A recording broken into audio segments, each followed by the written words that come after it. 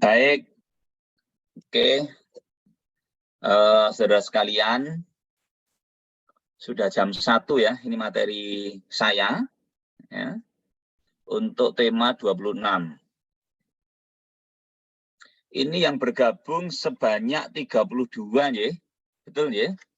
Ada yang mau ditunggu nggak ini, adik-adik? Halo?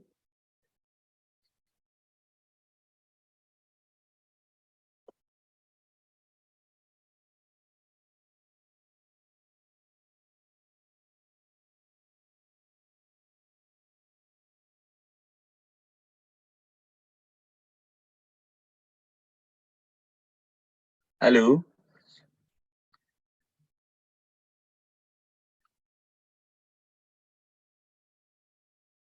Halo? Dengar suara saya?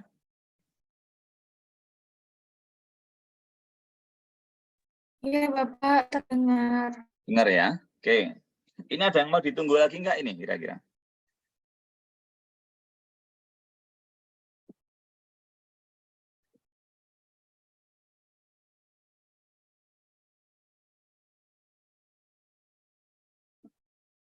Halo, adik-adik, ada yang mau ditunggu lagi nggak?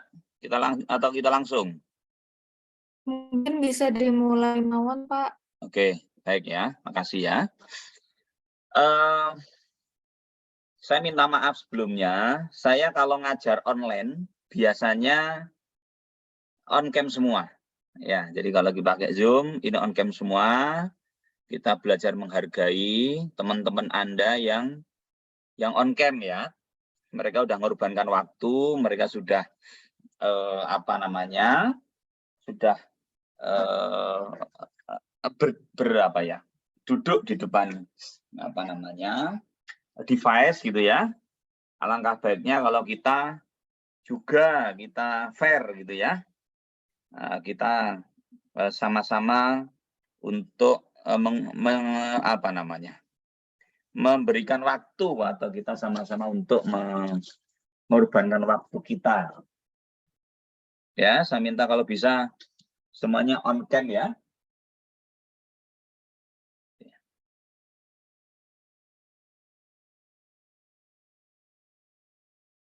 Recording in progress.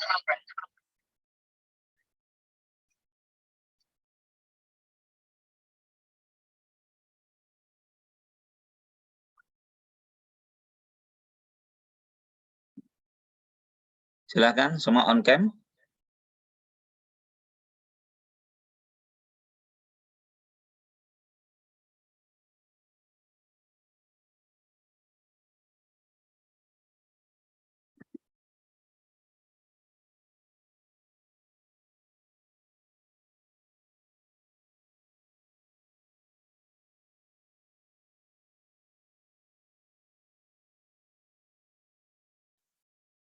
Oke, baik kita mulai ya.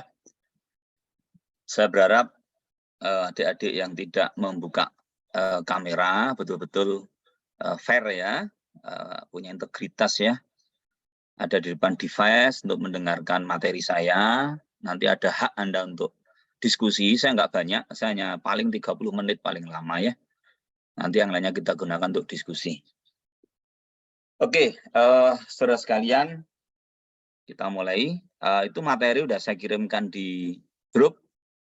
Karena hari ini tidak hanya materi, tapi saudara akan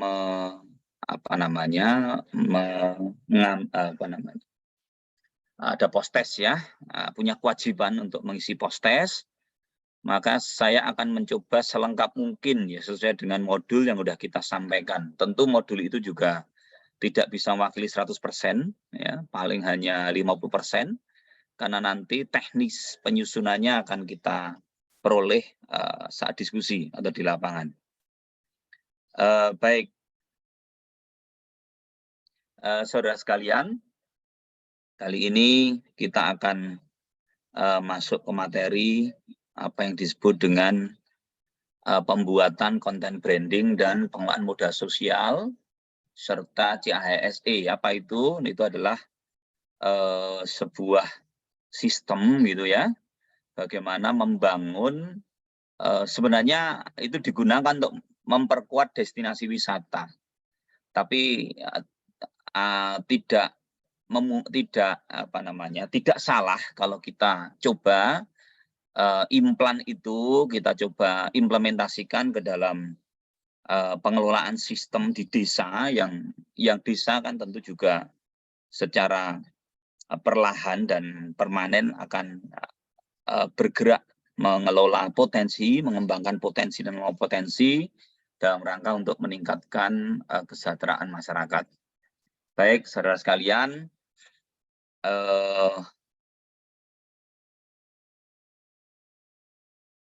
tujuan dari materi ini ya ada 2 materi, tetapi nanti kegiatannya ada 3, yaitu menjadi panduan bagi mahasiswa, tentu mahasiswa MMD ya, dan dosen pembimbing lapang untuk merumuskan dan menyusun program dan kegiatan branding desa.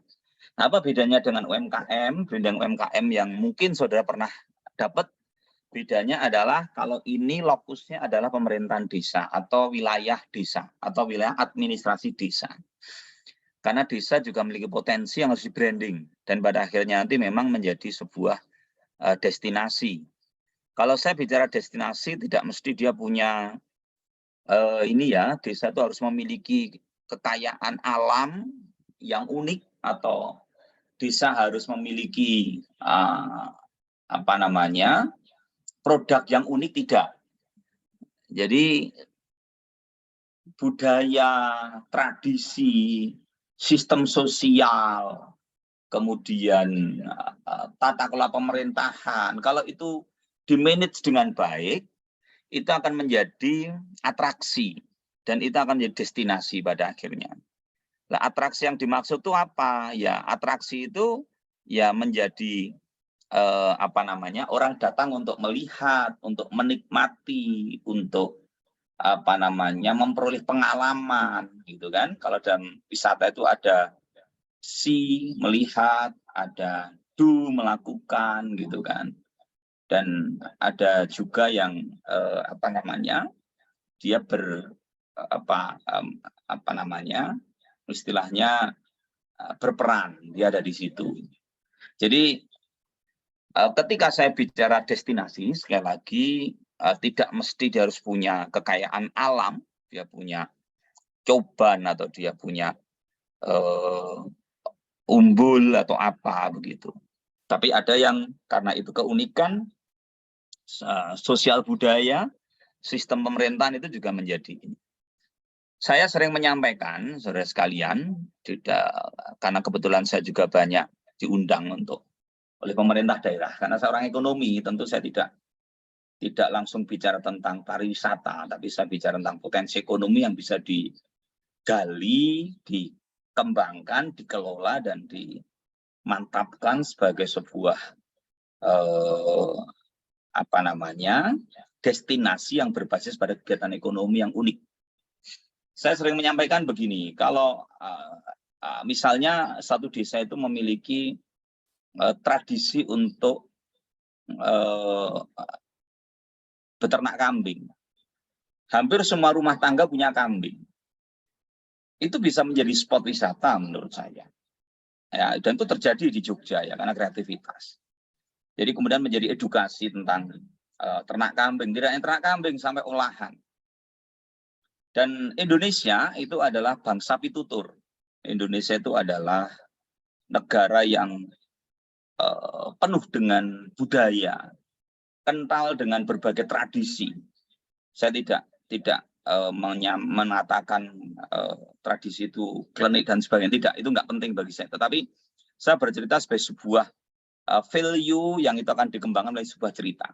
Jadi ketika kita memiliki desa yang tradisinya itu, ya kita bisa kelola, gitu. Kelola menjadi sebuah spot wisata, destinasi. Destinasi apa? Edukasi tentang kambing. Mulai dari budidaya, bagaimana ngarit, ya kita ciptakan mereka ikut ngarit begitu. Kemudian beri pakan kambing, nanti pada jam sekian dijelaskan kambing itu makannya jam sekian itu tidak boleh diberi makan, harus tidak. Itu kemudian di manage sedemikian rupa, dibikin infografis, dibikin sebuah cerita, sampai dengan olahannya, daging dengan berbagai olahan daging, ya sampai kalau steak itu steak tomahawk gitu kira-kira ya, yang apa namanya, kempol gitu ya, kalau sampelnya kambing begitu. Dan itu menjadi sebuah destinasi wisata. Dan itu melibatkan semua masyarakat. Itu yang saya sebut dengan desa wisata. Jadi, nah, kalau itu dikembangkan sebagai sebuah edukasi, bukan hanya sebuah produk. Produknya itu adalah beternak kambing, tetapi ada edukasi, ada value di sana. Orang bercerita, bahkan diperamu dengan tradisi. Kenapa orang harus beternak kambing di sini, karena ada keyakinan apa, begitu, dan sebagainya. Itu kemudian orang, itu akan menjadi sebuah keunikan, dan orang akan datang bisa berkali-kali. Karena orang tidak hanya mengkonsumsi, tidak hanya ngarit, memberi pakan kambing, makan daging kambing, tidak hanya itu, tetapi yang mereka cari adalah cerita tentang keunikan kambing, cerita tentang value kenapa masyarakat beternak kambing, cerita tentang apa namanya, bagaimana mengambil nilai dari sebuah tradisi yang bisa dikembangkan dia di dalam hidupnya dia. Nah, kalau sudah seperti itu akan sulit mereka tersaingi. Nah, maksud saya, kalau saya bicara branding itu bukan hanya artefaknya atau kita bikin video begitu, tapi value. Ya. Oke, dan sekalian, saya sebenarnya sudah ngirim materi di situ. Itu kebetulan materi masih umum dan jelek ya mungkin ya. Tapi saya mencoba untuk membuat materi tahun 2021. Pada waktu kami dengan anak-anak mahasiswa membranding Ororombo. Kami membuat judul, bisa dicek ya, karena kami nggak bisa menampilkan. Jadi saya coba ini ya, saya coba tampilkan sebentar.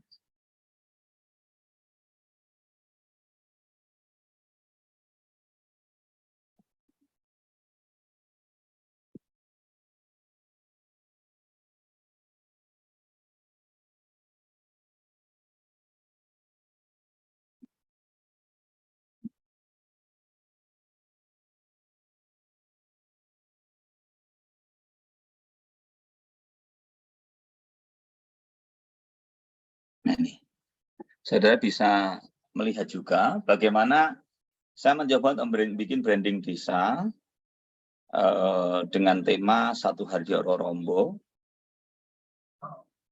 Kami mencoba menggali berbagai potensi walaupun tidak lengkap ya di sana. Jadi kami tampilkan pagi hari yang penuh dengan kabut sebagai citra desa Ororombo yang sejuk. Kemudian saya tampilkan beberapa spot wisata atau keunikan yang ada di sana. Ada Amke, ada apa namanya, Coban Rais, ada flower garden, kemudian ada, sebenarnya ada banyak sekali, ada trail ya, tempat orang main-main trail itu. Ya, kemudian terakhir kita tutup homestay ya di sana. Ya. Ini coba kita ramu sehingga orang sehari di Ororombo itu akan banyak yang bisa, pengalaman hidup yang bisa mereka dapatkan.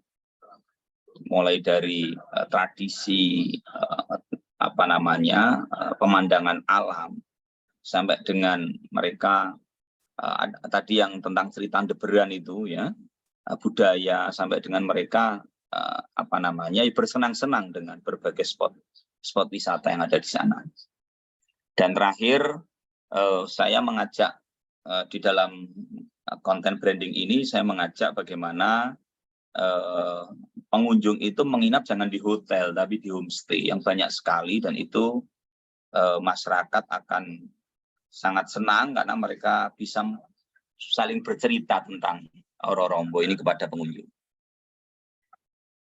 Itu kira-kira itu ya. Oke.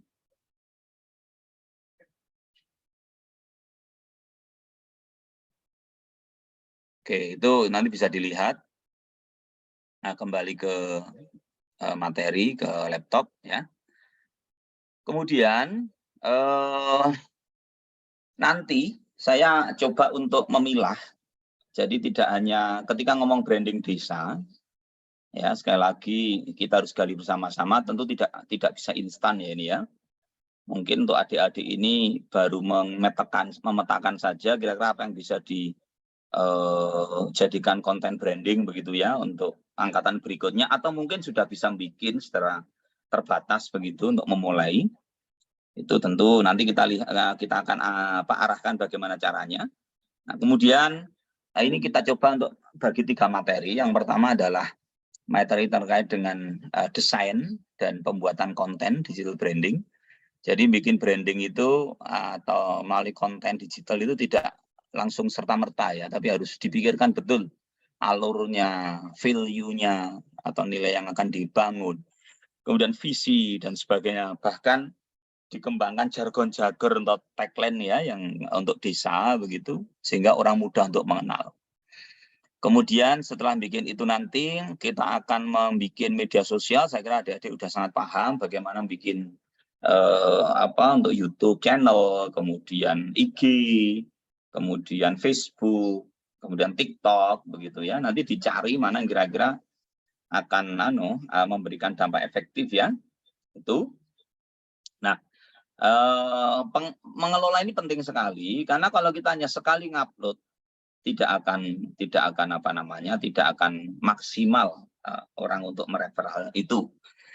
Nah, nanti agar ini kemudian nanti bisa berkelanjutan, saya tekankan nanti adik-adik mahasiswa pada saat pembuatan ini, desain, kemudian membuat konten begitu, yang ketika desainnya sudah jadi tentang branding desa, kemudian mengelola media sosialnya untuk promosi, itu tolong bisa melibatkan kelompok-kelompok anak muda, Karang Taruna, mungkin ada. Kalau di Pasuruan itu ada yang namanya Abdi ya. Abdi itu saya lupa, pokoknya anggota penggerak desa, anggota penggerak desa wisata kalau nggak salah. Atau anggota penggerak desa, pokoknya ada namanya Abdi, dan itu sah ya, pemerintah daerah mengakomodasi itu, anggota Karang Taruna dan sebagainya, itu bisa digandeng. Nanti tanya pemerintah desa, sehingga nanti setelah Anda selesai di sana 2 bulan misalnya, kurang itu bisa dilanjutkan oleh berikutnya. Kenapa? Karena penting persistensi atau konsistensi itu penting. Jangan sampai kita membuat konten, membuat channel, terus kita pergi, selesai. Itu dalam konteks kalau kiai atau pada agamawan menyampaikan, baik Islam Kristen itu, ya tidak jadi amal jariah jadinya. Padahal iman kan, kita di sana berhari-hari, kita mendesain itu, kalau nggak jadi amal jariah kan sayang. Tuh, oke. Kemudian tujuannya apa? Tujuannya menjadi panduan tadi ada. Terus kemudian kegiatan yang ketiga itu CHS nanti kita jelaskan. Saya ada juga satu konten ya, itu yang dibikin anak-anak mahasiswa sederhana sekali tentang sanitasi, itu bagian dari health ya, cleanliness dan health. Itu tentang sanitasi. Nanti kita akan diskusikan dan itu menjadi media promosi. Ya, media promosi untuk hidup sehat, hidup bersih dan sehat. Kemudian sasarannya nanti dibaca sendiri, ada di modul saya. Kemudian saya akan berangkat dari kata pemberdayaan. What is empowerment? Pemberdayaan itu menurut Friedman tahun 94 itu ada 3 proses dan 3 subproses dan yang menjadi satu kesatuan. Yang pertama adalah enabling, yaitu apa? Menciptakan sesuatu yang memungkinkan potensi masyarakat berkembang atau menggali potensi. Ya, di desa itu apa yang kira-kira nanti akan bisa dikembangkan, orang mau mampir.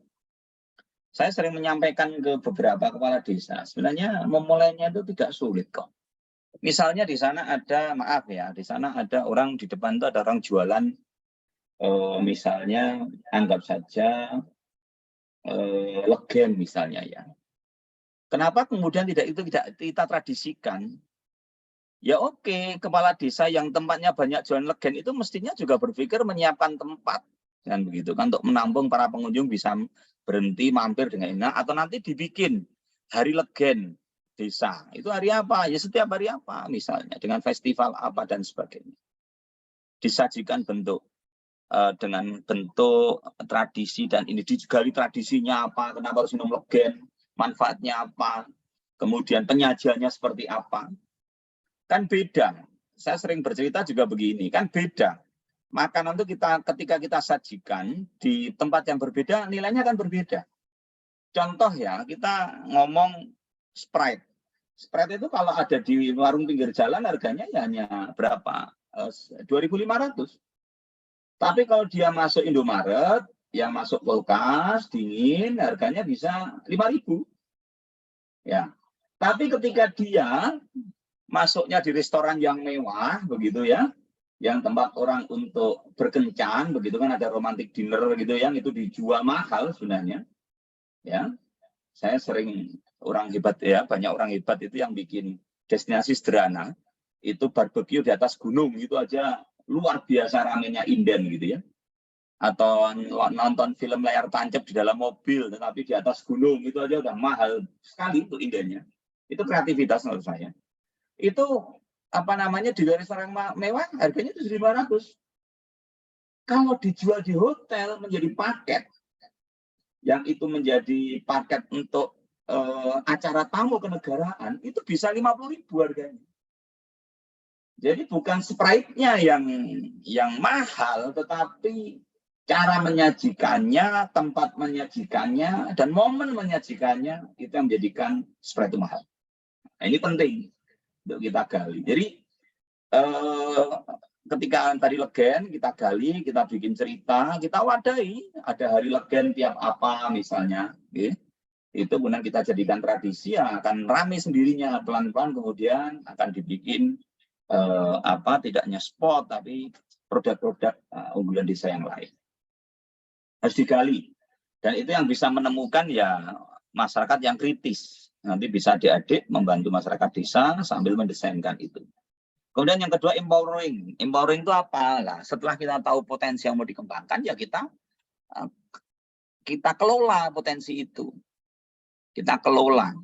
Kita bikin menjadi sebuah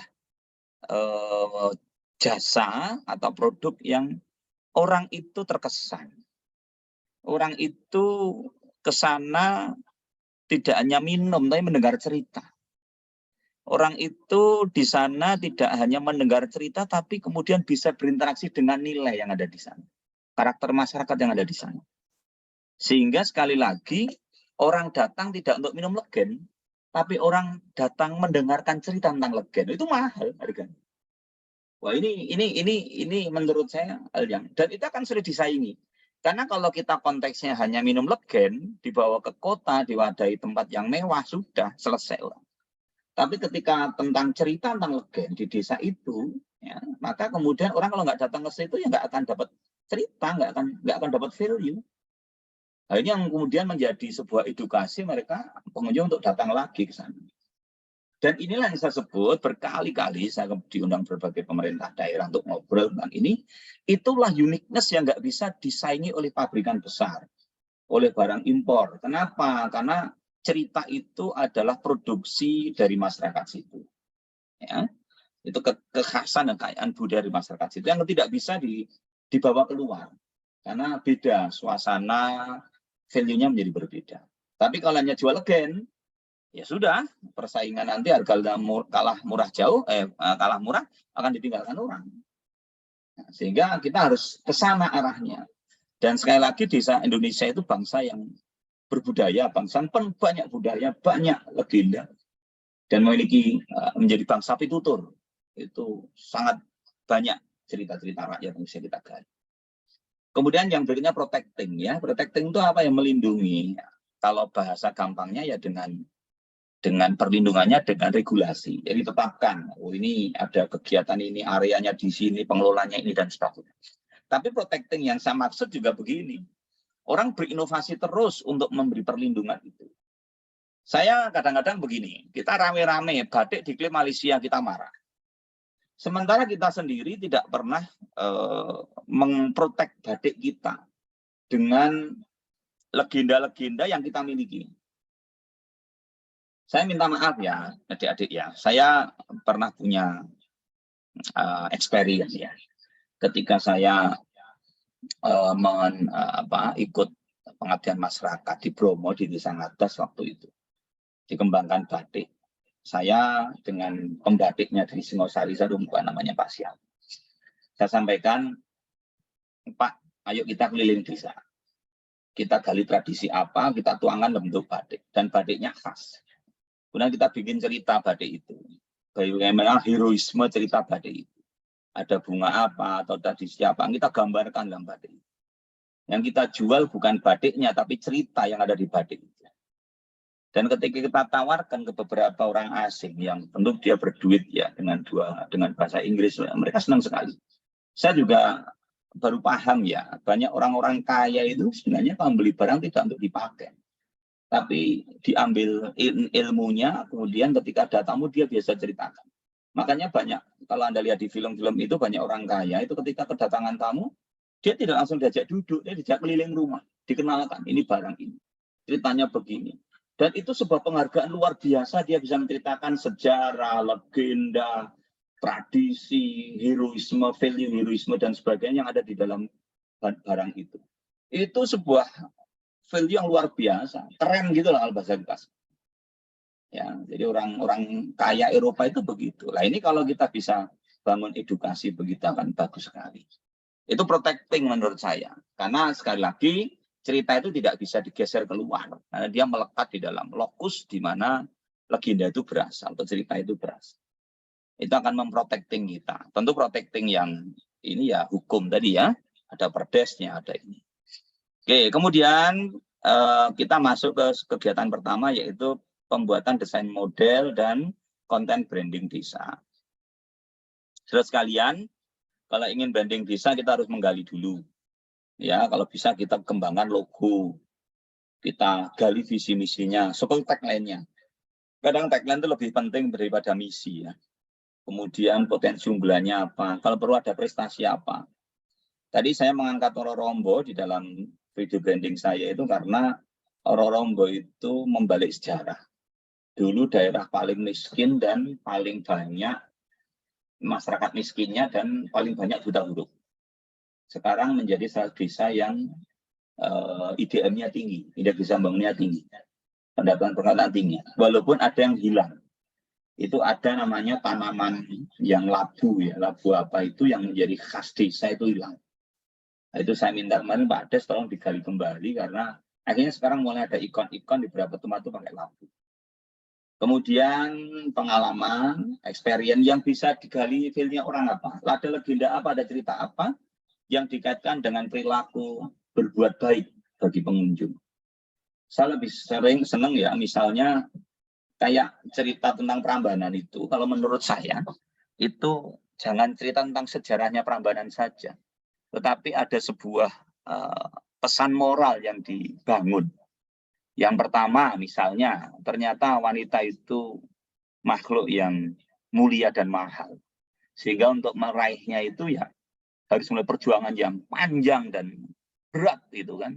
Kalau di sana Bandung Bondowoso kan harus membuat 1000 candi dalam satu hari hanya untuk mempersunting Loro Jonggrang. Sehingga wanita itu karena mulia tolong bisa dijaga dirinya.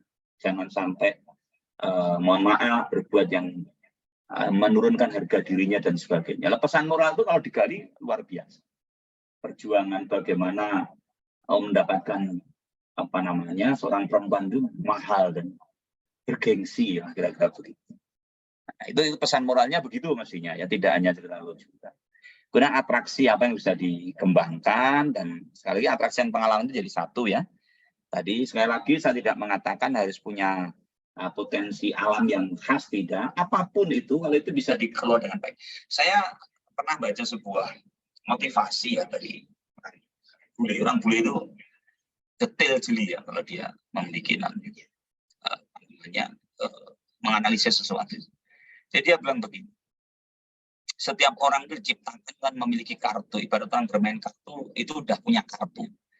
Jadi dia bilang kemenangan itu bukan diperoleh orang yang memiliki kartu yang bagus-bagus kalau kita bermain remi ya, tetapi dimenangkan oleh orang yang bisa membuat strategi dengan kartu yang dia miliki. Artinya setiap orang punya potensi, setiap desa punya potensi. Akan menjadi sukses, menjadi berjaya, bukan tergantung kepada sumber daya alamnya saja. Karena kadang-kadang sumber daya alam malah terkelola dengan baik, malah jadi malapetaka. Banyak desa yang punya cadangan minyak, ini terlunta-lunta. Ya kan? Jadi kalau dia bisa ngelola itu, walaupun itu hanya kambing, kemudian dia punya tradisi untuk minum herbal, itu kalau kita bisa bikin itu, saya kira akan menjadi destinasi yang luar biasa. Kalau kita bisa mengembangkan dan membranding itu.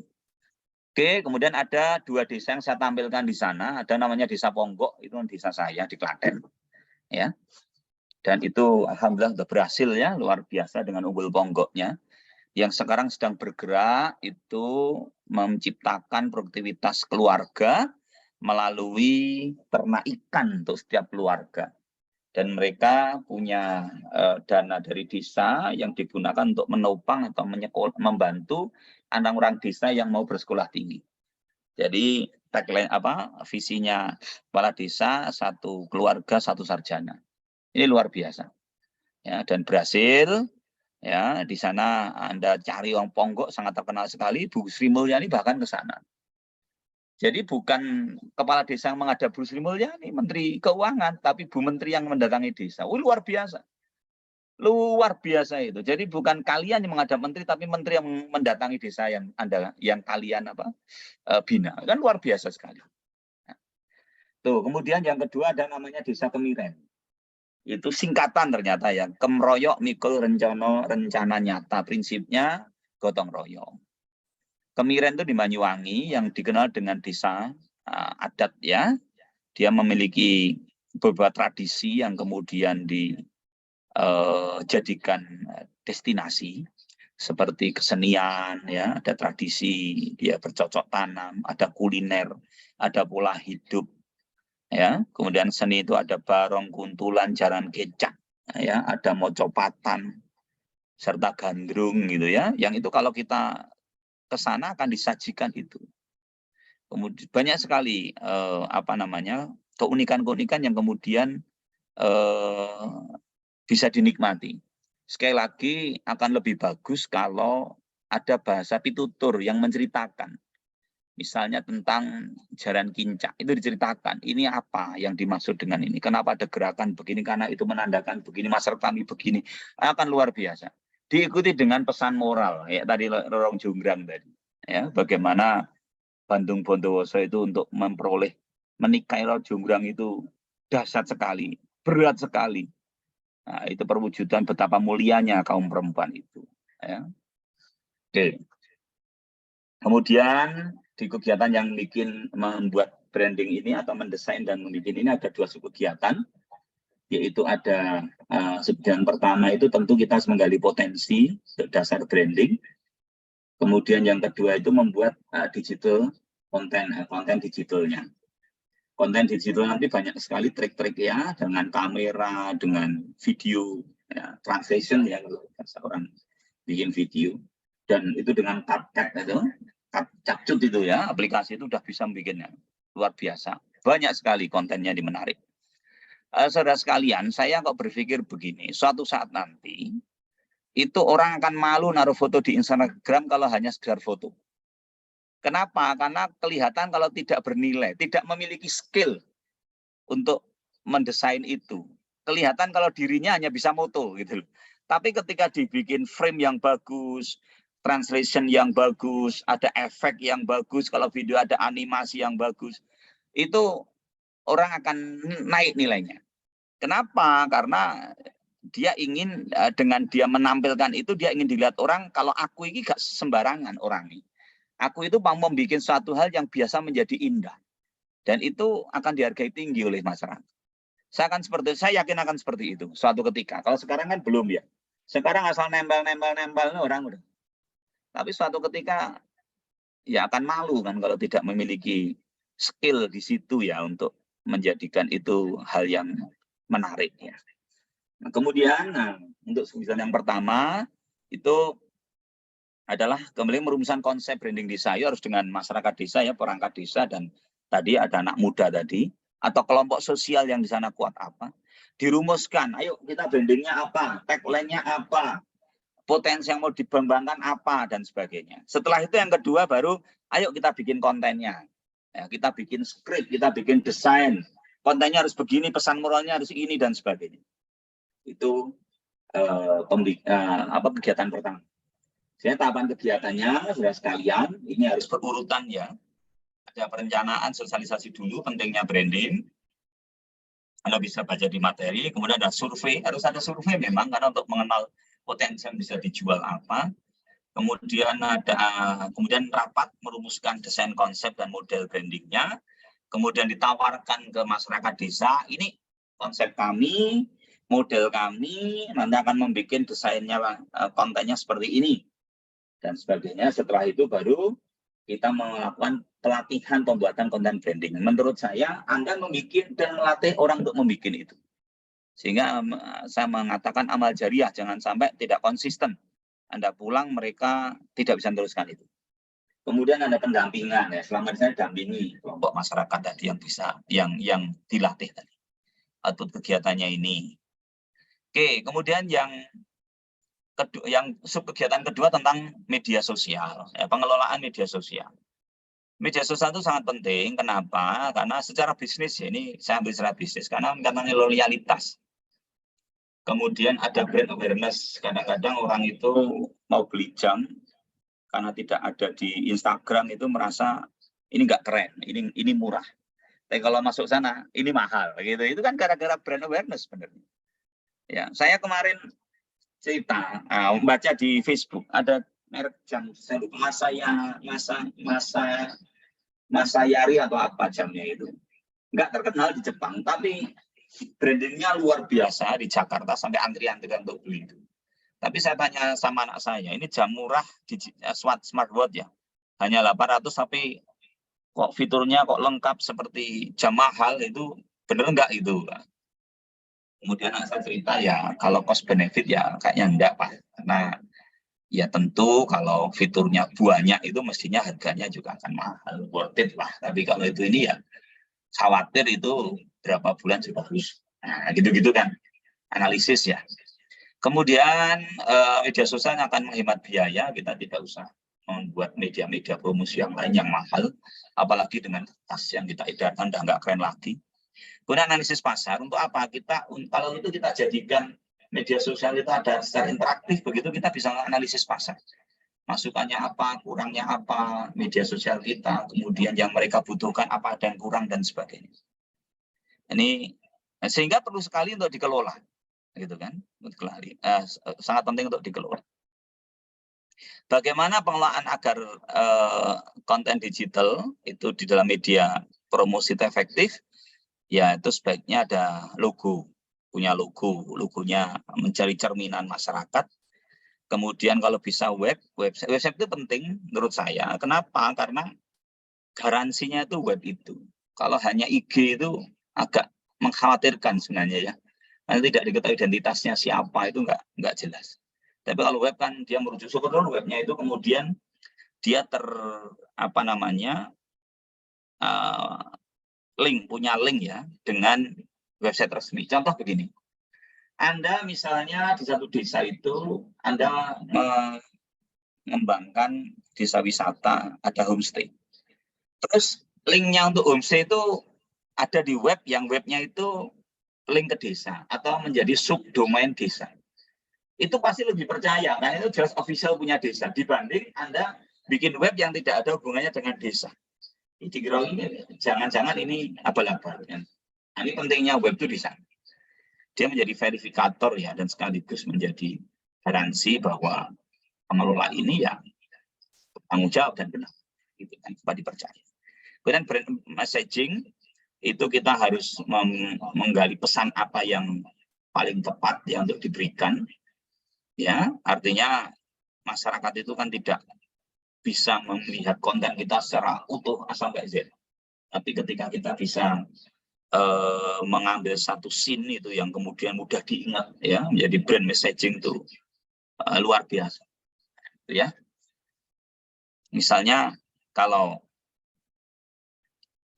Toshiba itu apa ya, atau dulu saya ingat Indonesia setia menemani Anda misalnya begitu.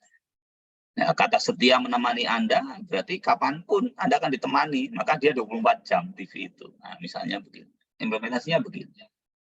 Kemudian banyak sekali, ya, apalagi yang banyak brand messaging yang kemudian tagline kemudian kan jadi brand messaging.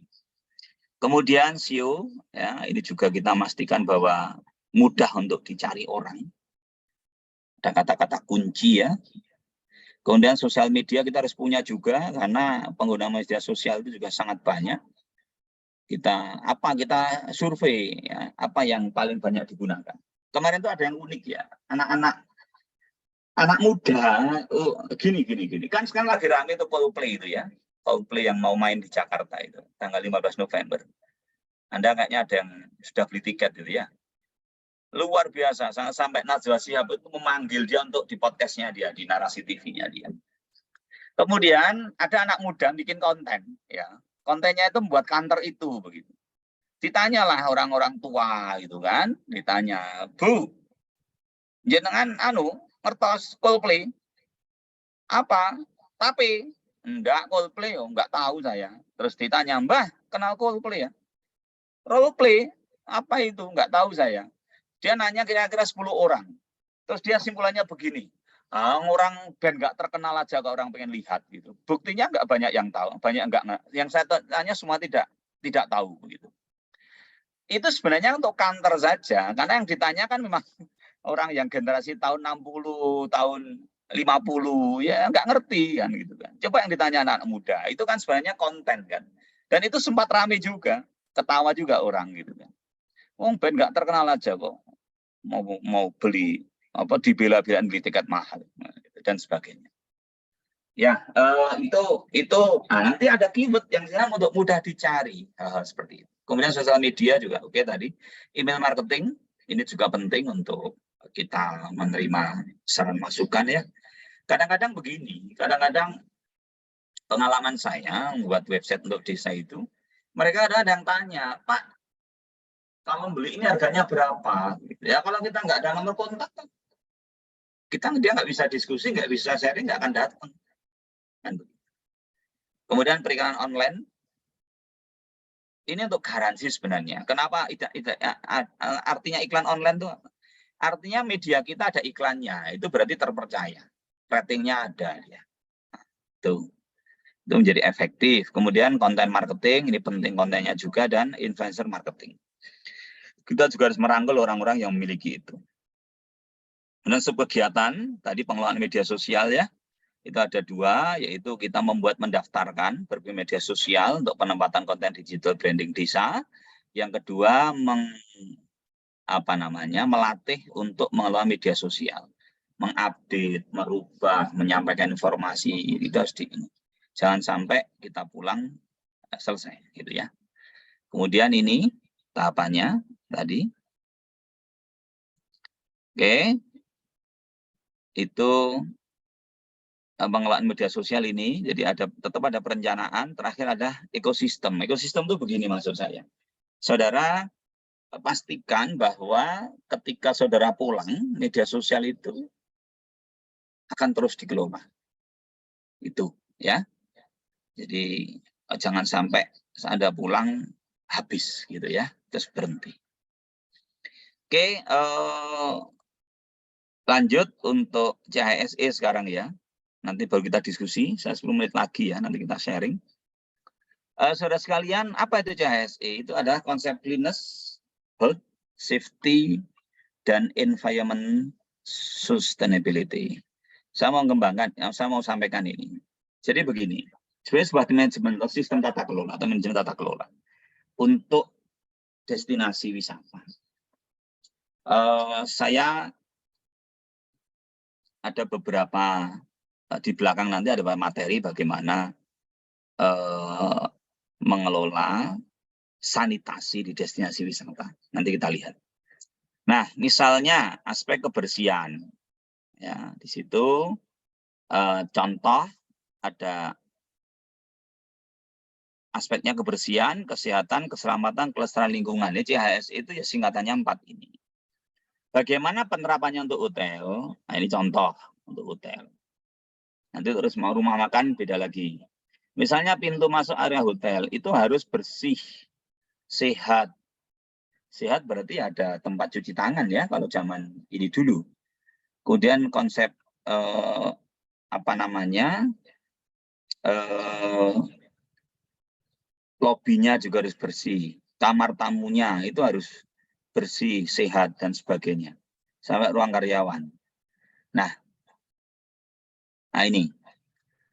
Jadi konsep kebersihannya itu memberikan sarana, kalau kita ngomong sarana adalah untuk cuci tangan.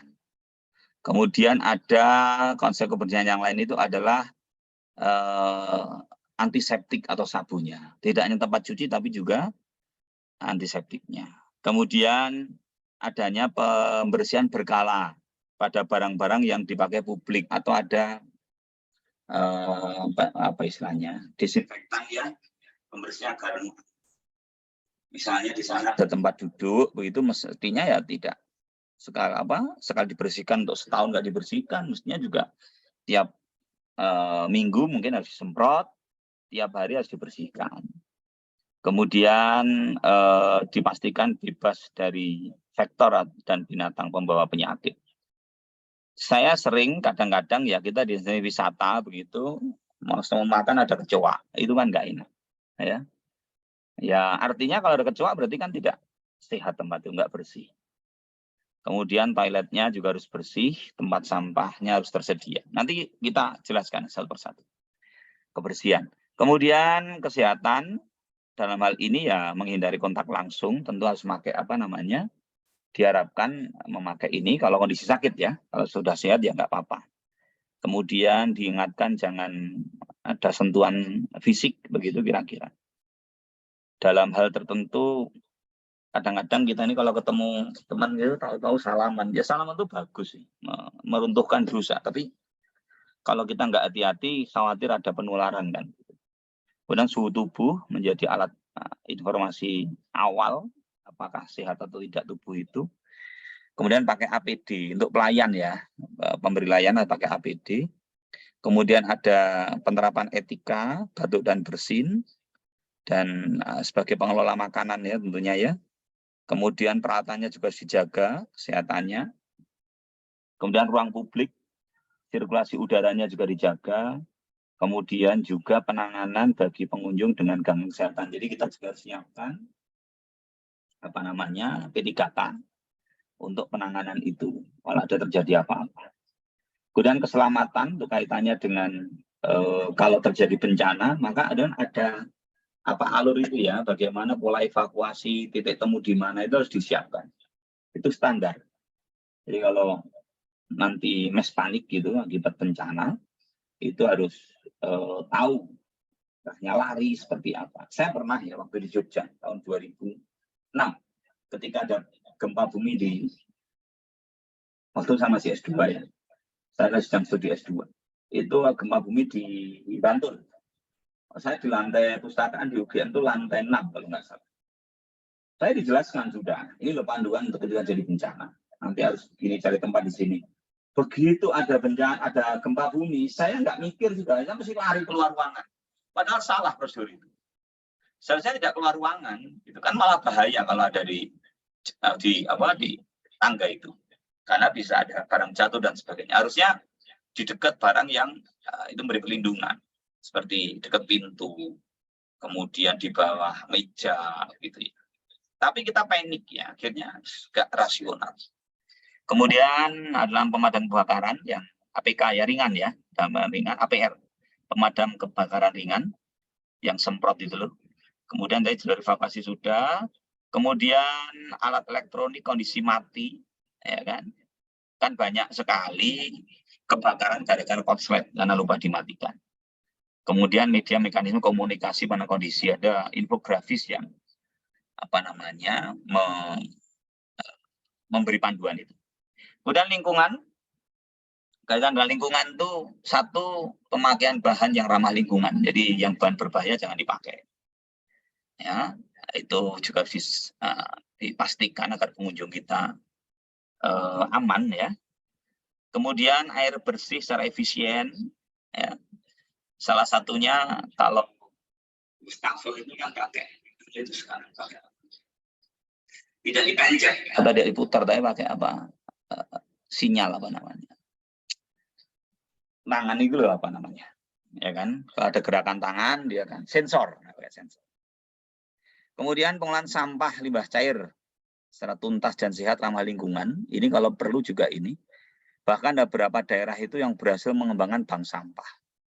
Jadi orang mengumpulkan sampah itu dapat duit. Ya, yang duitnya dibagikan kalau pas lebaran biasanya. Ya, masyarakat sehari ngumpulin plastik dari rumahnya dapat 2.000 misalnya, dibeli oleh bank sampah 2.000. Itu kan kalau sehari 2.000 sebulan sudah berapa? 60.000 kan.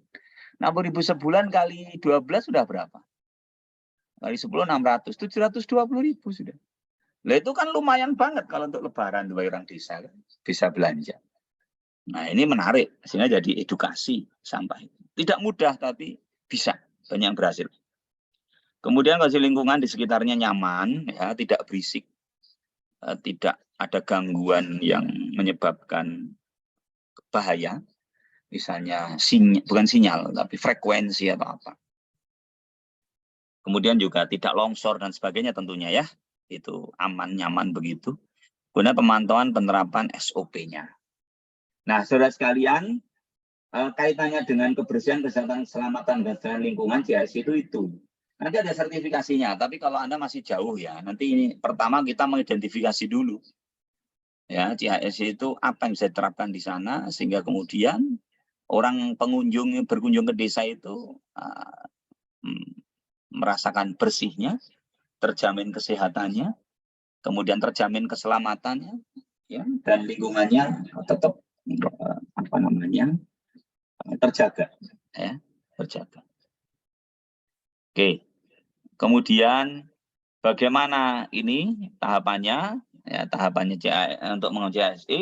Sekali lagi di dalam JHSI ini penyusunan implementasi konsep harus bikin konsep dulu, karena kita tidak tahu klaimnya itu apa yang harus kita lakukan. Health-nya itu apa, safety-nya itu apa, environment sustainability itu apa. Itu harus survei dulu. Sehingga di sini harus koordinasi dan perencanaan dan harus survei dulu. Penerapannya seperti yang terapkan apa saja yang mau dikembangkan dan penerapannya seperti apa. Kemudian merumuskan desain, kemudian kita FGD-kan untuk memilih kesepakatan. Baru kemudian kita membuat pelatihan agar nanti JHSI bisa diterapkan. Kemudian ada pendampingan. Dan ada pelembagaan. Pelembagaan itu maksudnya JHSI itu kemudian terlembaga melalui apa namanya kampanye apa hidup bersih atau hidup sehat. Kemudian ada pedoman yang bisa dibaca dan diikuti oleh semua orang dan pengunjung. Nah ini contoh mana air bersih ya. Ini di desa yang nanti akan dikembangkan ke desa wisata. Dengan kebersihan misalnya kaitan dengan air bersih. Itu secara kuantitas cukup. Cukup untuk apa? Ya cukup untuk minum, toilet, mandi, cuci, dan masak. Ya, jangan sampai kemudian airnya nggak cukup, sehingga untuk mandi itu bekas cuci apa, gitu misalnya. Karena nggak cukup, harus cukup. Walaupun cukup itu harus bijak ya, dari sana efisien. Maka kemudian kalau menurut saya ya lebih baik sensor itu kalau ini ya. Atau apa namanya ada kontrol setiap saat. Kadang-kadang begini soalnya. Kadang-kadang kalau orang ke toilet itu lupa nggak dimatiin. Nah ini. Ya, termasuk itu air bersih, kualitas fisik air sehat, tidak berwarna, tidak berbau. Ya. Kemudian kalau kualitas kimiai ya tidak mengandung zat berbahaya, terus tidak mengandung bakteriologis atau zat radioaktif, ya, nggak mengandung bakteri coli. Jadi nanti sasarannya terjaga kesehatan personal dan lingkungan. Strateginya apa? Ada pengolahan air, ada pemeliharaan sumber air. Itu penanaman sumber air di beberapa lokasi yang kita lakukan ya bareng-bareng masyarakat. Ada pemantauan, ada penggunaan, ada pemeliharaan.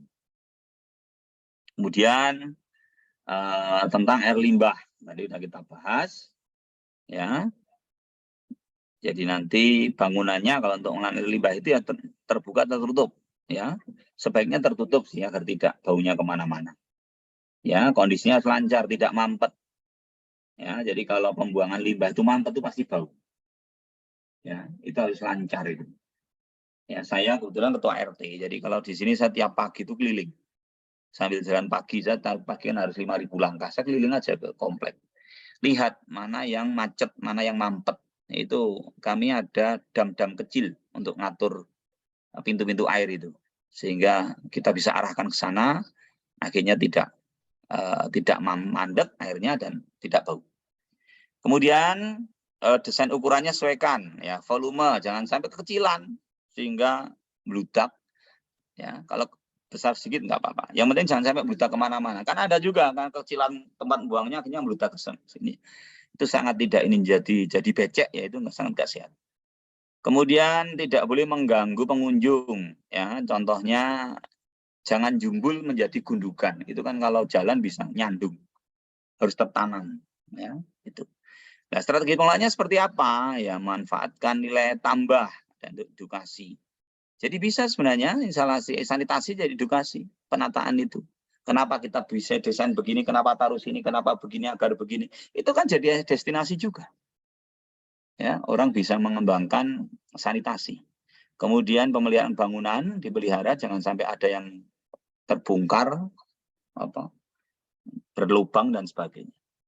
Pengolahan air limbah itu dibikin sebagai ekosistem, orang tahu harus jangan sampai kalau di ini orang buang sampah sembarang sehingga mampet. Kalau mampet segera kita amankan, segera kita kita ambil sampah itu sehingga tidak sampai masuk ke lubang-lubang yang bisa mengganggu kelancaran sanitasi.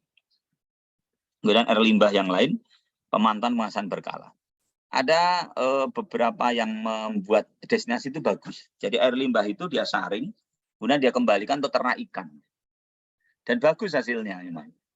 Sehingga ternak ikannya itu bukan dari air bersih, tapi air limbah yang diolah. Keren ya ini ya. Itu. Kemudian ada lagi misalnya toilet. Nah ini juga kalau dibaca toilet itu ya syaratnya ya bersih, ya ada alat pembersih, tidak bau, tidak berwarna, ventilasi cukup, atapnya kuat. Jangan sampai toilet kemudian dipegang ambruk gitu ya. Karena pernah saya di mana di rest area. Nah, itu pas kaget mau berdiri kaget jatuh, pegangan itu malah ningsle ya, penyekatnya itu. Ngeri saja. Oke, ada tempat sabun cucinya, harus ada itu ya. Kemudian urinoirnya juga mengalir. Banyak tempat toilet itu yang urinoirnya itu tak pencet tidak keluar airnya, akhirnya bau.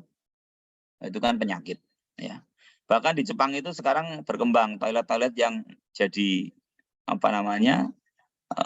diintegrasikan dengan teknologi. Wah, ini menarik itu jadi hiburan. Jadi toiletnya itu di bawah itu ada toilet yang kaca begitu, tapi kalau orang masuk dia akan tutup sendiri, akan buram sendiri. Keren itu. Ya. Bagaimana cara pengelolaannya? Bersih tiap hari, ada ruang aspirasi, kotak saran kalau ada, kemudian disemprot disinfektan, kasihkan pengharum. Ya. Nah, ini nanti bisa dibaca sendiri. Nah, sampah juga begitu, kalau bisa dikelola dengan baik. Nah, oke, nanti diteruskan. Ada makanan juga begitu, bagaimana menjaga standar pemenuhan makanan ya CHSE-nya. Ya harus diperhatikan ciri-ciri yang sehat begitu. Di cara penyimpanan harus jelas, harus benar. Ada tempat pengolahnya harus benar, ya, ada cuci tangan, ada celemek. Kadang-kadang ada juga kan yang nggak pakai celemek gitu kan, dari tangannya itu habis megang megang duit, megang itu, megang ini kan ngeri juga gitu. Ya, tapi ya kalau orang mahasiswa kadang-kadang kan nggak apa-apa, malah kalau ada bakterinya, perut saya belajar untuk melawan bakteri gitu ya, terlatih melawan bakteri. Gitu. Ya, tapi kalau bagi pengunjung yang dia orang kota, orang biasa bersih kan ya sakit perut kan gitu kan.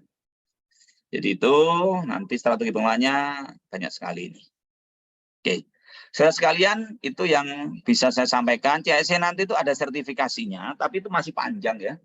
Itu saya tadi udah kirim, oh ya saya kirim permen ya, terkait dengan peraturan menteri terkait dengan ini. Apa namanya, ya cara yang ngirim ini.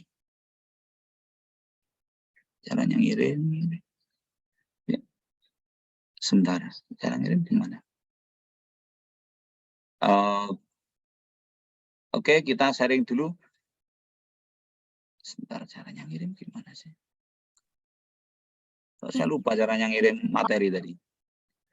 Ada nanti permen, kamu cari ya. Nanti saya coba untuk kirimkan. Ada namanya permen Parikraf ya, Peraturan Menteri Pariwisata Ekonomi Kreatif nomor 13 tahun 2020 tentang sertifikasi CSE. Itu kalau sudah settle ya, itu nanti diajukan ke sertifikasi. Untuk awal-awal tentu kita harus di desa yang masih awal gitu, tentu kita harus menginisiasi itu agar pengunjung itu tadi terpenuhi hak sehat, hak bersih, hak untuk sampai lupa tadi, hak sehat, hak bersih, kemudian hak untuk aman gitu ya, dan hak untuk menikmati lingkungan yang berkelanjutan. Saya itu saudara sekalian yang bisa sampaikan 40 menit ya, saya udah ngomong 50 menit malah. Ada waktu sekitar 50 menit untuk kita diskusi. Ya, silahkan kita langsung floor saja ya. Langsung diskusi aja. Atau mungkin ada yang nambah, ada yang mau ini Pak Erlangga udah gabung ini, ada yang Pak Erlangga mau nambahi, silakan. Atau Bu Amel ya, Bu Amel dan Pak Erlangga ini juga tim penyusun modul ini ya. Kalau mau nambahkan monggo. Oke, cukup dari saya Pak Haji. Ya, baik. Terima kasih Bu Amel. Silakan, Adik-adik. Kita sharing aja, kita floor saja ya. Silakan.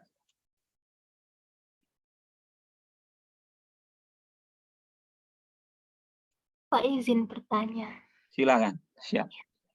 Ya, terima kasih Pak. Perkenalkan nama saya Afdatul Aziza. Saya izin bertanya terkait efektivitas branding tadi yang dibahas, yang disinggung melalui website tadi Pak.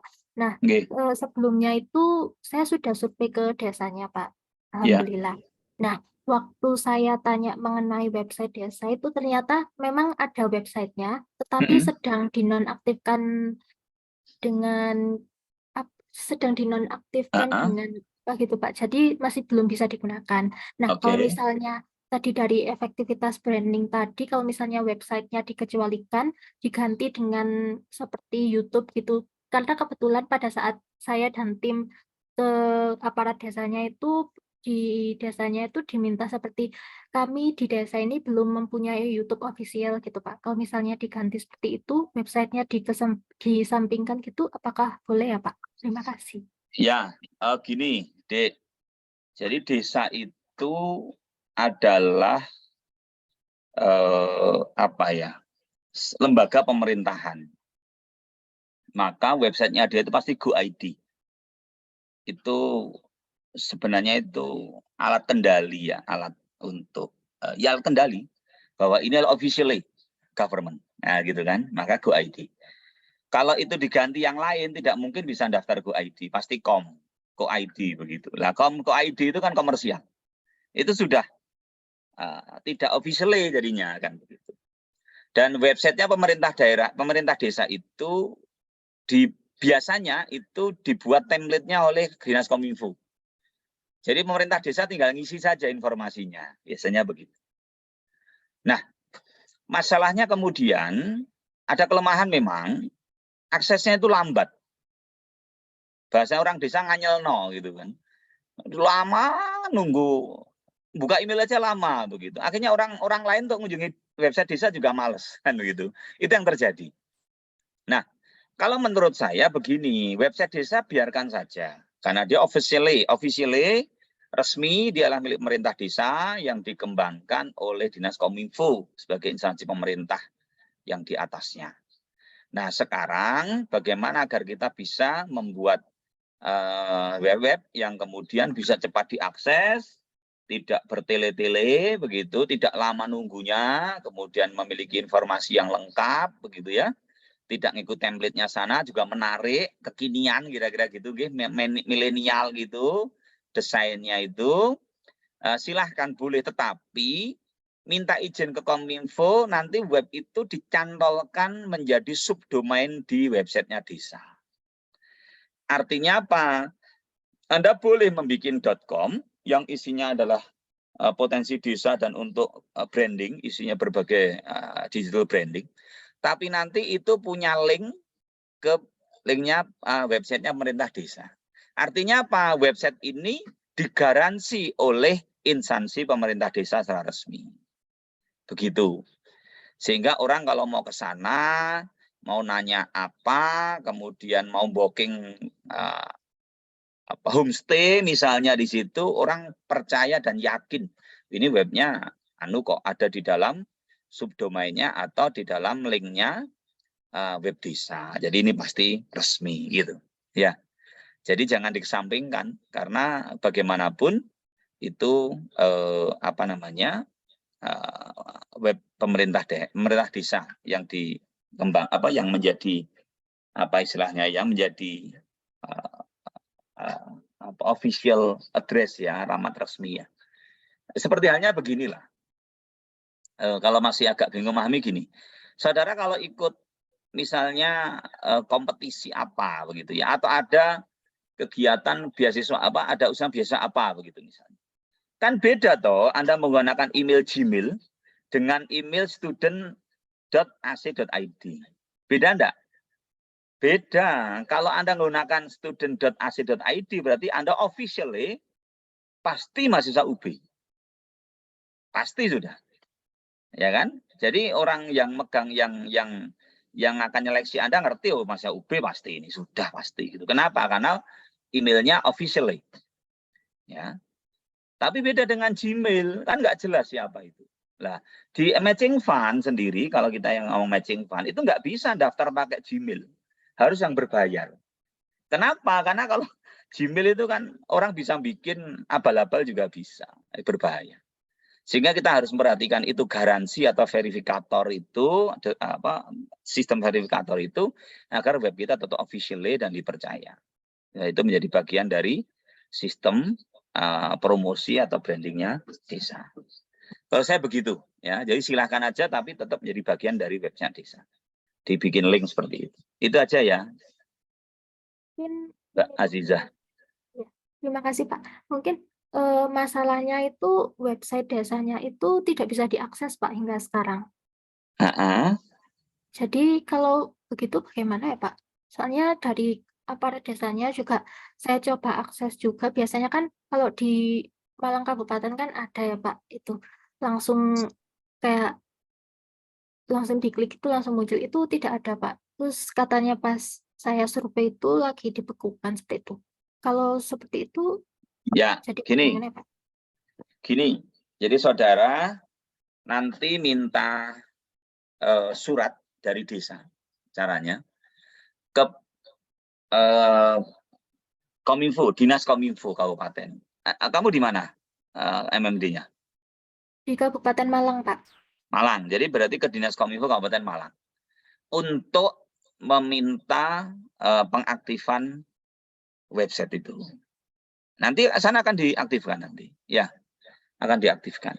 Ya, karena apa? Karena jaringannya dia memakai jaringannya pemerintah daerah. Makanya namanya kan pasti Malangkap.go.id ya.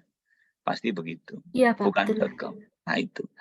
Jadi Anda jangan bergerak sendiri. Ya boleh membikin, tapi nanti tetap officially harus dilingkan ke ini, ke web desa itulah.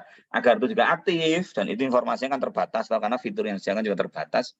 Itu minta surat pengantar dari desa kepada Dinas Kominfo. Pasti tahu kok Kominfo. Saya sering nggak ngurusi gitu. Kemarin waktu matching fund tahun 2022, saya banyak beberapa dinas itu saya bantu nyari email Go.id. Ya, saya bahkan beberapa daerah saya sampaikan, tolong komunikasi kita ini pakai email resmi yang dari ini, jangan pakai Gmail. Karena saya lihat beberapa email itu kepala dinas emailnya email Gmail kan nggak berbayar kan, gratis itu kan tidak ada garansi. Ya, tapi kalau pegawai ya kalau UB ya ub.ac.id. student.ac.id. Jangan .com ya, atau Gmail gitu ya. Saya kira itu ya, Mbak Zizah ya. Baik, Pak. Terima kasih. Yang lain. Kita floor saja lah. Nggak usah ini ya. Silahkan. Udah saya kirim lagi ya. Materinya udah bisa di-up belum? Permisi, Oh. Pak. Itu Bapak Suseno mengirimkan ke oh iya. Terima kasih, Pak. Iya, masih. Tadi saya ngirim ke LPPM ternyata tadi. Oh iya. Belum ke ini, belum ke everyone. Silakan, ayo. Jadi ini menarik loh branding desa ini. Saya begini ya, saya itu kok yakin ya. Itu ada motivator yang tadi saya baca itu. Setiap orang itu punya potensi. Ibarat orang main judi itu orang udah punya kartu. Bukan yang menang itu bukan kartunya yang bagus-bagus, tapi yang punya strategi mainkan kartu-kartu itu.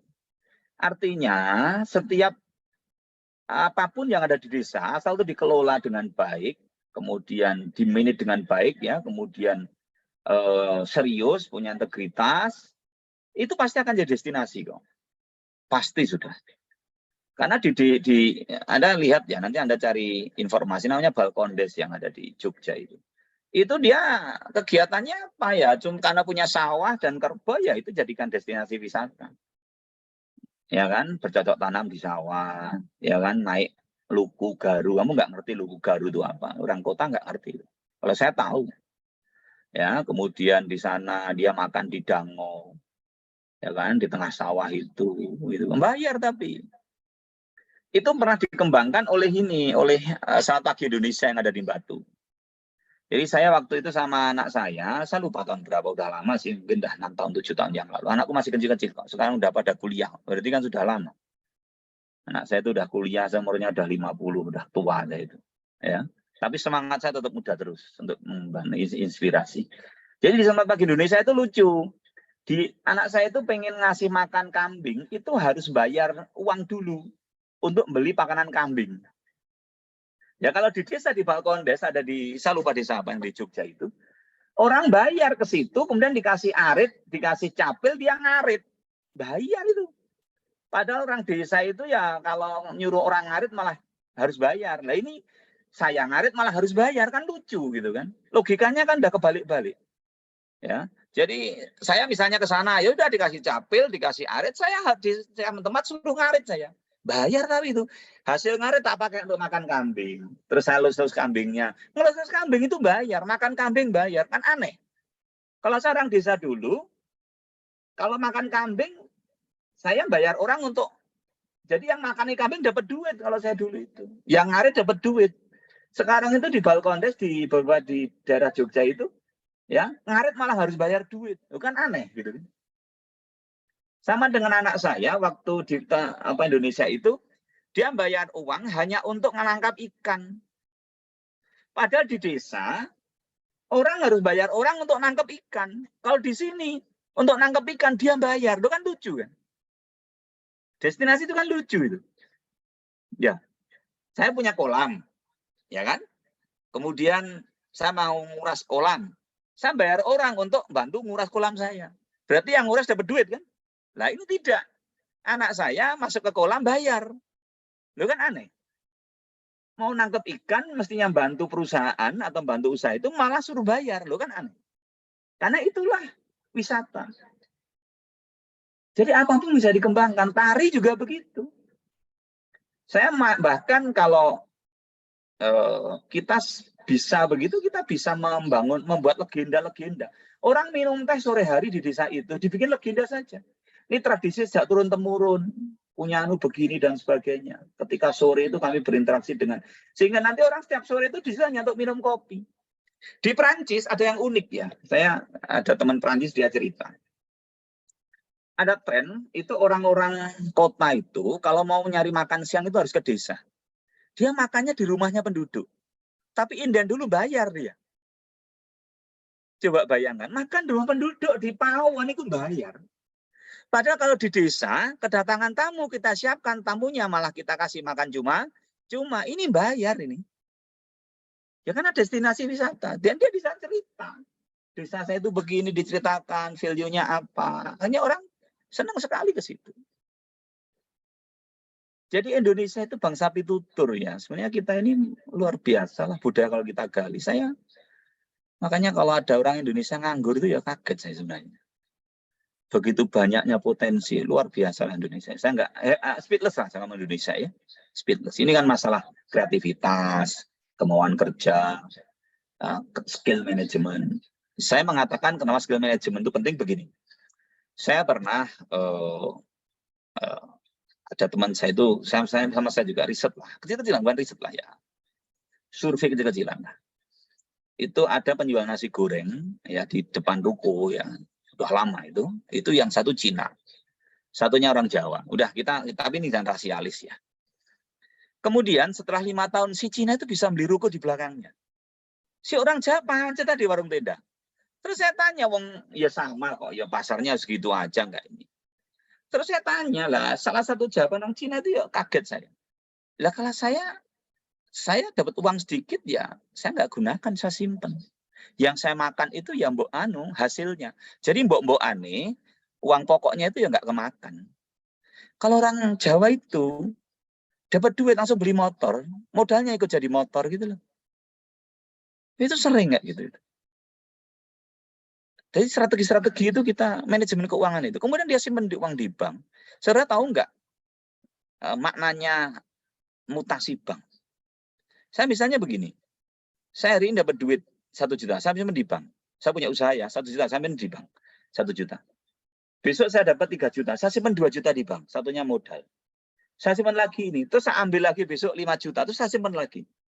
Bagi orang bank yang dilihat adalah mutasinya. Setelah cek mutasinya ternyata dalam 1 bulan, si orang ini setor duit masuk rekening itu adalah 30 juta. Maka omset dia dianggap 30 juta. Maka besok orang bank kan datang nawarkan kredit sudah. Itu manajemen kan itu. Orang kita kan tidak. Dapat duit apa, ada teman, ayo tak traktir. Belum apa-apa udah traktir teman. Kan. Ya kan? Ada tamu di rumah, ayo makan. Orang Cina tidak. Walaupun dia punya toko, terus ada tamu, ya tidak diambilkan dari toko. Itu. Nah ini manajemen. Maksud saya, semua itu kalau dimanage dengan baik, pasti punya potensi. Luar biasa. Indonesia pasti bisa. Kalau yang kita manage. Ya tentu ada branding, ada manajemen tadi ya, ada komitmen. Nah ini nanti dibangun adik-adik ketika di lapangan. Ayo komitmennya apa, ini apa diyakinkan, ini penting untuk kesejahteraan ini. Walaupun nanti pasti ada konflik. Saya melihat tadi saya juga ke Kelurahan Tunjung Sekar antar mahasiswa KKN yang D3 kan dari vokasi itu cerita ada namanya bambu mewek atau apa itu juga sempat juara kampung tematik tapi sekarang juga bubar karena konflik rebutan dan sebagainya. Saya sampaikan lupa itu tempatnya kan punya tanah kelurahan, tanya Pemkot Pak. Nah, berarti kan harus ada surat tugas di kelurahan, pengelolanya yang punya surat tugas itu. Nah, kita waktu itu juga nggak sempat gitu-gitu Pak, akhirnya berebut antar. Nah, itu kan sudah seperti itu repot. Ya, harus ada orang yang kuat, tokoh yang kuat biasanya, dan kades lah kalau di desa yang bisa mutus itu. Saya kira itu ya, jadi ya. Yang lain masih ada waktu 33 menit.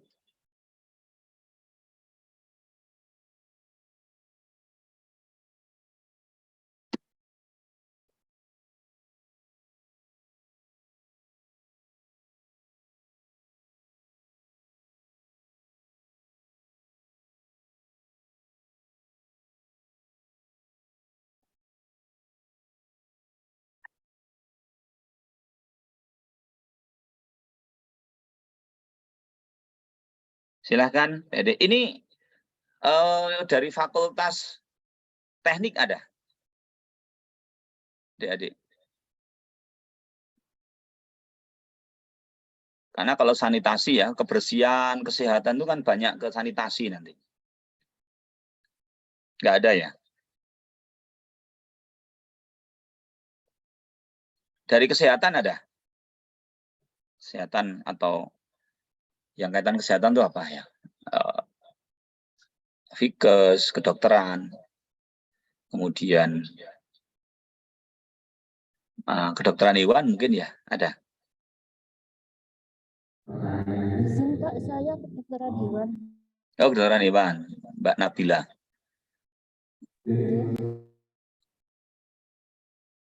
Di desa mana, Bil? Mbak Bila? Desa Purwasekar, Pak. Kabupaten?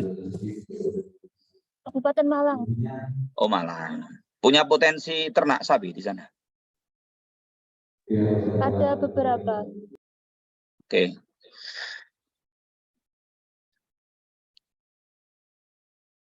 Silakan adik yang lain.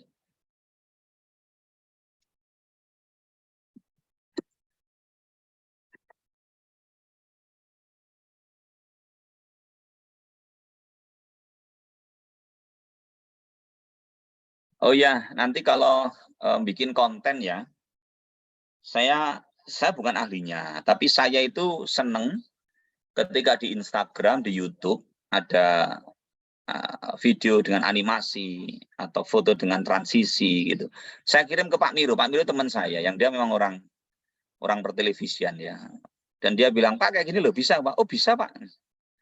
Dan itu hanya trik kamera sebenarnya ya. Dan itu banyak menggunakan aplikasi CapCut itu, CapCut itu loh. Ya, CapCut. Ya, itu. Jadi nanti yang tua kayak saya itu kalau masuk kamera jadi muda lagi umur 20 ya bisa. Gitu kan. Itu. Ada tampang umur 50 masuk kamera umur 20. Ya kan? Karena bisa diatur gantengnya, beningnya bisa diatur. Tapi kan nggak apa-apa. Kan begitu kan. Oh, ini kan tujuannya untuk promosi kan bukan untuk mencari jodoh kan gitu ya. Untuk promosi kok, nggak masalah. Ya, dibuat yang menarik. Saya kemarin terakhir waktu di Instagram itu ada orang buka telur keluar anak gitu kan, diambil telurnya ada anak kecil ya, sebenarnya dia anak kecil gitu, cuma telurnya dijadikan animasi transisinya. Itu animasi menarik itu. Ya, ada bayi, maksudnya bayi keluar di telur dulu. Terus apa namanya? Ada yang 3 orang dalam satu frame gitu kan ada ya sekarang ya. Orang yang satu lagi makan, satunya lagi olahraga, satu lagi apa tapi bentuk rangkaian begitu. Dan itu lebih menarik tentunya dibanding masang 3 foto. Kalau itu Anda bisa menggunakan skill-skill seperti itu, dilihat orang, ya siapa tahu Anda akan dikontrak orang kan, Pak, saya dari perusahaan ini bikinkan kayak gitu kan bisa aja. Sekarang itu kan kalau saya pribadi adik ya begini, ini mohon maaf ini kalau nggak ada yang tanya saya menutup ya. Jadi begini, saya ini kan dulu pernah kerja di konsultan ya, kantor akuntan. Ada senior saya namanya Pak Supriyadi. Itu yang kantornya di Bungandong sekarang. Mas Pri itu kalau cerita ke saya begini, Dik, setiap laporan yang keluar dari ruangan ini, dari kantor ini itu harus bagus. Karena itu menunjukkan siapa kita, wajah kita, dan isi otak kita. Saya tak ingat-ingat sampai sekarang. Artinya apa? Kalau bikin laporan itu kan sebenarnya orang dibaca orang itu kan wajah kita itu. Kalau tulisan kita salah-salah berlepotan, berarti wajah kita berlepotan. Kita berarti hati kita lagi tidak tenang juga. Kayak salah-salah kan gitu kan. Atau formatnya tidak menarik, kacau acak-adul gitu. Berarti ya hati kita ya acak-adul gitu loh. Itu kira-kira begitulah. Sehingga kemudian saya tarik sekarang ke dalam era kekinian. Kalau kita mengupload apa di Instagram, itu kan media promosi kita sebenarnya. Semakin bagus yang kita upload, orang akan semakin tertarik. Maka akan ada potensi kita untuk digunakan orang lain jasa kita. Itu kalau kita sudah ingat seperti itu, asik kok. Gitu itu. Jadi membuat apa-apa itu penuh nilai. Ya. Dan itu nanti menjadi salah satu poin penting kita untuk promosi sebenarnya. Jadi saudara sekalian, nanti saya pesan, saya kemarin ditodong sama ketua LPPM waktu di Pasuruan. Jadi saya ini enggak tahu apa-apa, tahu-tahu Dik sampai maju gitu kan. Saya Prof. Lukman. Saya bilang, loh saya enggak siap, maju perlu siap. Enggak perlu siap, sampai siap terus katanya. Akhirnya saya di depan itu, yang jadi moderator, ya memandu, yang isi acara, ya semacam-macam lah. Intinya mengelola sebuah FGD yang itu mulai dari pejabat pemerintah daerah, wakil bupati, kepala dinas, sampai ormas NU Fatayat Muslimat. Ya, karena di sana ada ormasnya cukup sangat aktif, kemudian ada penggerak desa dan sebagainya, ada DPR. Nah, saya biasa rodok selengean begitu ya. ya saya agak nyantai saja, tapi suasananya meriah sehingga gak selesai-selesai, banyak pertanyaan. Saya mau sampai mau Jumatan. Nah, kemudian setelah saya turun itu ada Nakola Babeda Mas Bekti namanya itu. Saya tanya, saya kayak apal betul gitu loh, dengan standar, dengan regulasi, dengan ini. Ya, saya sampaikan, ya bukan apal Mas, ya. Saya ini biasa ngerjain orang, saya itu ketua RT ya. Oh gitu ya, makanya kok biasa ya, asik begitu. Dan ya saya kemudian bilang begini, nanti kalau ada apa-apa undang saya lah nanti lah. Saya tak ngisi acara. Oh siap, kan promosi kan sebenarnya. Duit lagi kan begitu. Ya nggak apa-apa kan begitu. Itu ada kesempatan kan. Semuanya ini, semuanya happy, semuanya senang, dapat ilmu. Ada yang marah-marah menjadi tenang, adem begitu. Ya, ada yang saya guyoni karena ada waktu kepala Beda bilang ini mantan camat Pak. Oh mantan camat atau mantannya Pak Camat? Oh mantan camat Pak. Ketawa. Ya gitu-gitu aja. Akhirnya cerita. Kenapa saya pilih kecamatan yang ngomong itu karena begini, tugasnya begini dan sebagainya. Jadi saudara sekalian, menurut saya apa yang kita tampilkan, apa yang kita tulis, apa yang kita lakukan itu sebenarnya media promosi bagi kita. Seperti apa kita itu?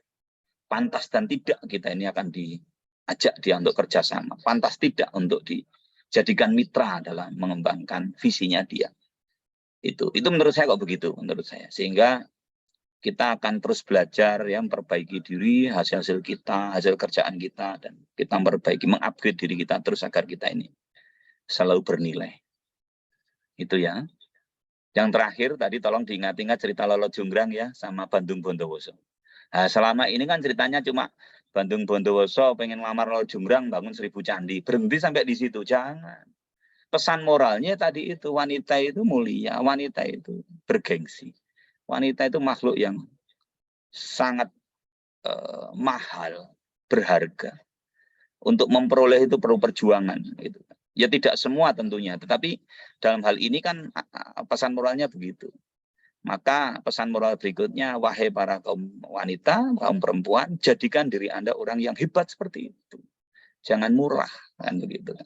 Nah, itu kan jadi pesan moral yang luar biasa. 1000 candi loh semalam, Bandung Bondowoso itu. Ya kan?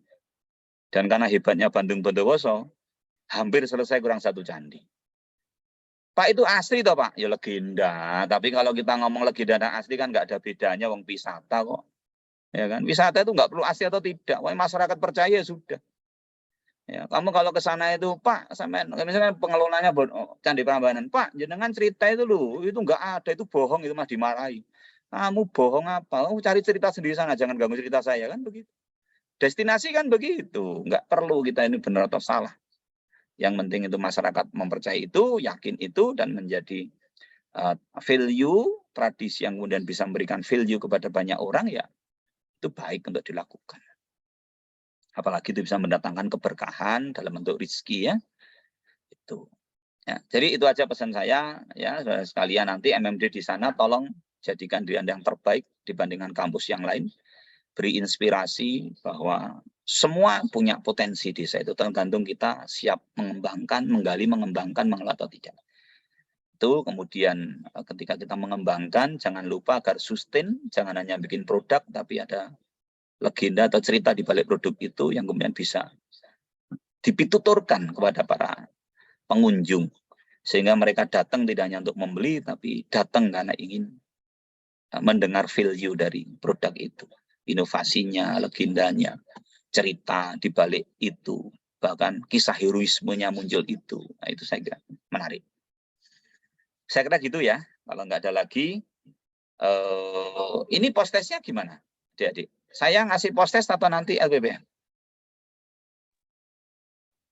Ya. Kalau itu, mohon izin Pak, kalau itu saya kurang tahu. Yang saya tahu nanti diupload di Brunei. Oh, udah ya sudah. Berarti langsung nanti post-testnya kan sendiri ya. Tadi Iya. saya nanya Bu Adriana ya, nanti direkod Pak, begitu. Berarti sendiri. Karena kemarin waktu pembekalan ke tempat kami post-testnya ya ditunggu, kasih waktu 5 menit. 10 menit apa? Bu Amel kemarin ya masih post-test. Iya, 10 menitan Pak Haji. Kita menitan ya Bu Amel ya. Iya, Baik. Bapak Ibu sekalian, matur nuwun, tasrawuhipun ada Bu Amel, Pak Erlangga, Bu Dini, ini tim semua, tim yang membuat modul itu. Saya hanya wakili beliau-beliau untuk membawakan materi. Kemudian saya juga minta maaf pada salah kata. Ya, adik-adik tetap semangat, ingat bahwa saudara, ingat aja, emailnya adalah @student.ub.ac.id. Artinya saudara officially Masya UB. Tolong jaga marwah itu, ya. Tolong jaga marwah itu. Dan kalau ingin tahu derajatnya perempuan, tolong diingat cerita Bandung Bondo, Wasaloro Jonggrang, ya. Itu wanita yang luar biasa. Untuk mempersunting harus butuh 1000 candi, kan begitu. Saya kira demikian. Saya mohon masalah kata. Ya, nasrunallah wa fatkun qarib wa basyiril mu'minin. Akhirul kalam. Assalamualaikum warahmatullahi wabarakatuh. Waalaikumsalam Ya. warahmatullahi wabarakatuh. Izin live, nggih. Nanti kalau ada apa-apa, monggo nanti ke panitia kalau masih ada yang ditanyakan, nggih. Saya kira itu. Nggih, matur nuwun. Mbak Azizah tadi bisa di-download ya materinya saya. Bisa, Pak. Oke, sip. Ya, makasih. Izin live, nggih.